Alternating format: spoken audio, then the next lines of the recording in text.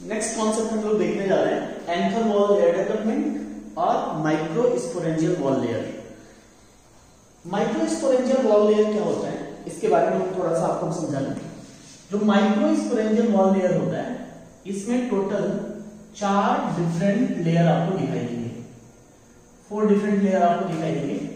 सबसे जो outer most layer है उसको हम लोग बोलते हैं एपिडर्मिस, यानी कि जो सबसे आउटर मोस्ट लेयर है इसके अंदर उसको नाम दिया जाता है एपिडर्मिस।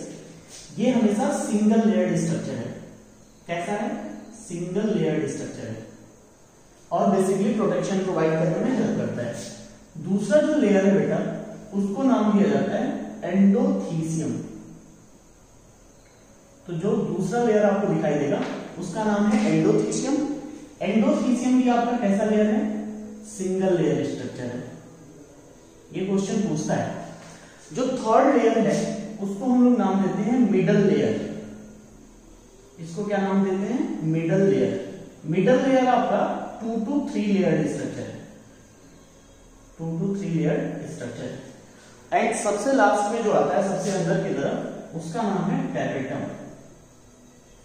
सबसे इंपॉर्टेंट जो लेयर है वो है टैपेटम।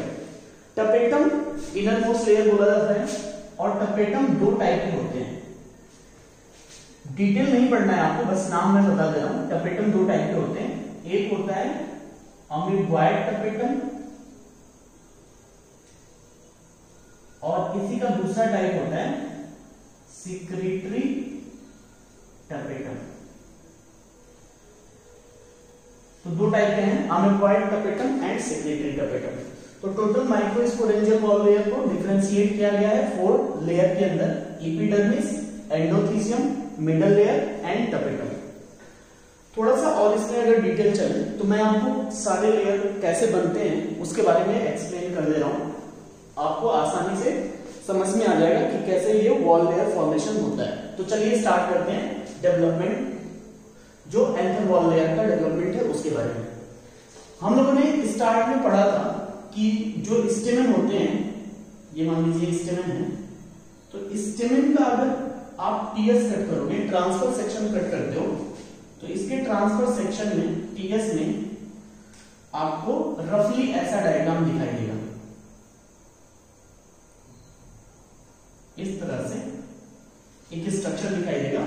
इसको हम लोग बोलते हैं टेट्रालॉक्यूलर स्ट्रक्चर। क्यों टेट्रालॉक्यूलर? क्योंकि चारों कोनों पे आपको ऐसे लॉक्यूल्स या चैम्बर्स दिखाई देते हैं, इसीलिए इसको हम लोग बोलते हैं टेट्रालॉक्यूलर स्ट्रक्चर। और बीच में एक टिश्यू प्रेजेंट होता है जिसको कनेक्टिव टिश्यू या कनेक्टिंग स्ट्रैंड भी बोलते हैं। अच्छा, एक दिमाग में क्वेश्चन आता है कि सर अगर ये फर्टाइल पार्ट देता है तो क्या ये भी फर्टाइल पार्ट होगा? नहीं, एंथर का जो कनेक्टिव पार्ट होता है, एंथर से जो जुड़ा होता है, वो फर्टाइल नहीं होता है। तो हमेशा याद रखिएगा कि ये स्टेराइल है, केवल ये जो सेल्स हैं इसके अंदर पॉलन ग्रेन बनेंगे वो फर्टाइल होंगे। तो इसको मैं लिख देता हूं, ये क्या है? Archesporial cells. चारों कोनों पे आपको क्या दिखाई दे रहा है? सेंट्रल मास पे आपको क्या दिखाई दे रहा है? Archesporial cells. और जो किनारे से दिखाई दे रहा है, ये किनारे से जो लेयर है ये हमेशा आउटर लेयर को फॉर्म करता है। इसको हम लोग बोलते हैं क्या? Epidermal layer. तो आपको चारों तरफ से ऐसे एपिडर्मल लेयर का स्ट्रक्चर दिखाई देगा। तो 2 स्ट्रक्चर इसके अंदर आपको याद रखना है। आउटर लेयर जिसको हम लोग एपिडर्मिस बोलते हैं और इसके अंदर जो सर्कुलर स्ट्रक्चर आपको दिखाई दे रहा है उसको हमने बोला है आर्ची स्पोरियल सेल्स। चलिए आगे देखते हैं इसके बारे में।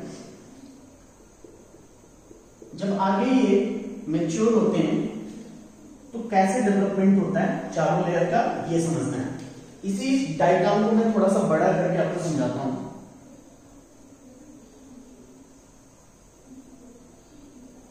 ये आपका टेट्रालॉक्यूलर वही स्ट्रक्चर जो हम लोगों ने यहाँ पे बनाया है, इसी को थोड़ा सा बड़ा करके मैं समझा रहा हूं। जब ये मैच्योरेशन पीरियड में जाते हैं तो यहाँ पे आपको जो सेल्स दिखाई दे रहा है एपिडर्मल लेयर, एपिडर्मल लेयर, इसी के अंदर चेंज होना स्टार्ट होता है। ये जो आपको दिखाई दे रहा है जिसको हम लोग आर्ची स्पोरियल सेल बोलते हैं, इसी के अंदर डिवीजन स्टार्ट होगा।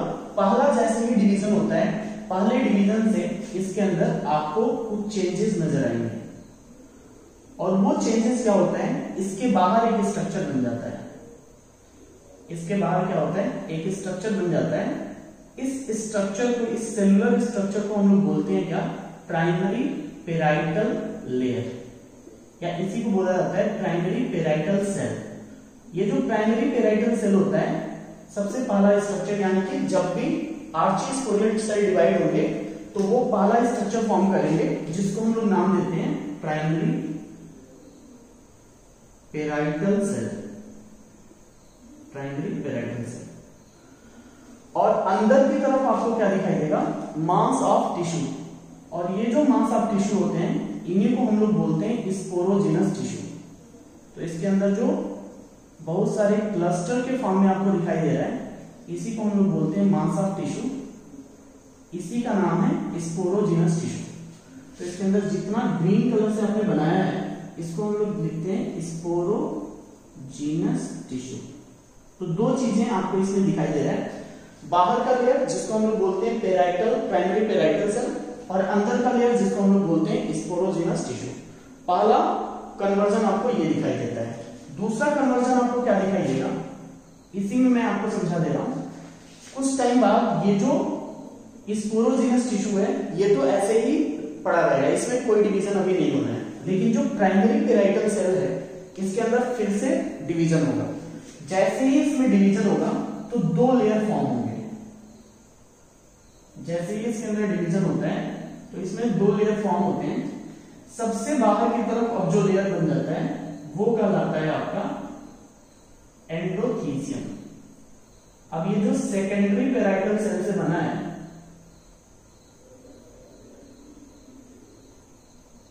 प्राइमरी पेराइटल सेल डिवाइड करेगा दो लेयर स्ट्रक्चर में। सबसे बाहर की तरफ ये जो स्ट्रक्चर आपने बनाया है, अब इसका नाम क्या हो जाएगा, एंडोथीसियम। और एंडोथीसियम के अंदर एक और सेलुलर स्ट्रक्चर आपको दिखाई देगा, जिसको हम लोग बोलेंगे क्या, सेकेंडरी पेराइटल लेयर।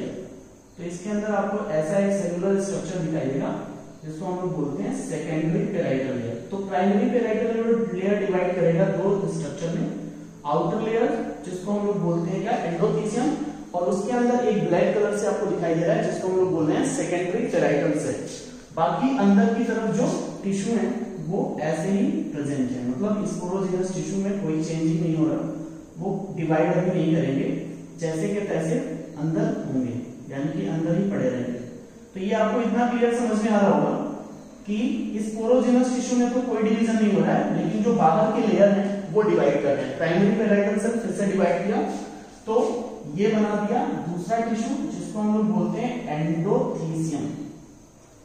तो सेकेंड लेयर फॉर्म हुआ, जिसको हम लोग बोलते हैं एंडोथीसियम। और अंदर का ये जो लेयर है, इसको अब बोला क्या जाएगा, सेकेंडरी पेराइटल सेल। अब ये हमारा क्या कहलाएगा, सेकेंडरी पेराइटल सेल कहलाएगा। और जो अंदर के टिश्यू है उनको अभी भी क्या बोला जाएगा, स्पोरोजिनस टिश्यू। इसको अभी भी क्या बोला जा रहा है, स्पोरोजिनस टिश्यू। तो ये आपको क्लियर हो गया होगा कि कैसे डिवीजन हो रहा है।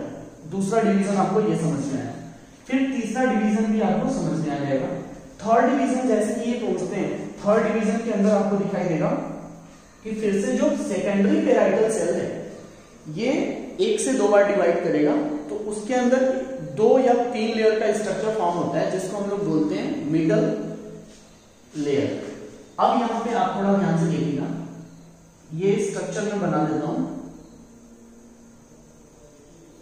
ये बाहर का लेयर है, जिसको हम लोगों ने क्या बोला है, एंडोथीसियम।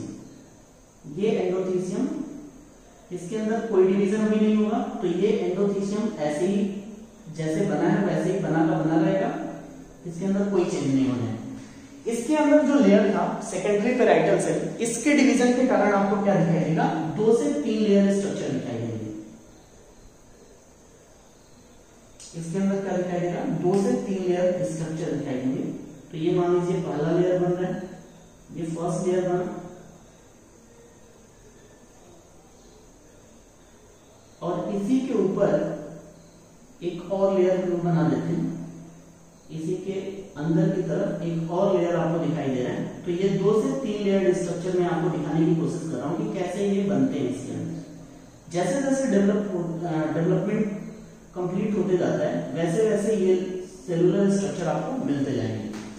तो अब इसमें क्या क्या मिला है, अंदर की तरफ ये जो लेयर मैंने फॉर्म किया है इसको हम लोग क्या बोलते हैं, एंडोथीसियम। इसको आपने क्या बोला है, एंडोथीसियम। एंडोथीसियम के अंदर आपको 2 से 3 लेयर स्ट्रक्चर दिखाई दे रहा है जिसको हम लोग बोलते हैं मिडल लेयर। तो नाम इसका लिख देते हैं, इसको लिख लीजिए एंडोथीसियम। इसको हम लोग अब क्या बोलेंगे, मिडल लेयर। तो 2 से 3 लेयर स्ट्रक्चर दिखाई दे रहा है जिसको हम लोग बोलते हैं middle layer. Middle layer, middle layer के सबसे अंदर की तरफ जब आप देखोगे तो एक ऐसा सेलुलर स्ट्रक्चर दिखाई देगा और इस सेलुलर स्ट्रक्चर को ही हम लोग क्या बोलते हैं, टैपेटम। बहुत ही इंपॉर्टेंट पॉइंट है ये टैपेटम, इससे बहुत बार क्वेश्चन पूछा हुआ है। टैपेटम के अंदर मैं मल्टी न्यूक्लिएट कंडीशन आपको बना के दिखा रहा हूं, तो ये आप ध्यान से देखिएगा। इसके अंदर आपको मल्टी न्यूक्लिएट कंडीशन बनते हुए आपको क्लियर दिखाई देगा, है ना। और अंदर की तरफ वही स्पोरोजेनस टिश्यू अभी भी क्या है, प्रेजेंट है, उनमें कोई चेंज आपको नजर नहीं आने वाला है। तो स्पोरोजेनस टिश्यू जैसे के तैसे अंदर की तरफ बने रहे, उनका जब माइक्रोस्पोर डेवलपमेंट होगा तब यहाँ पे पॉलन ग्रेन का फॉर्मेशन होता है।